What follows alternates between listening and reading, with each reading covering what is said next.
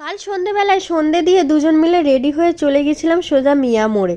মিয়া মোড়ে গিয়ে সুন্দর দেখতে একটা কেক চুজ করে চলে গেছিলাম ও বাড়িতে, কারণ কাকু কাকিমার 24 ইয়ার্স অ্যানিভার্সারি ছিল।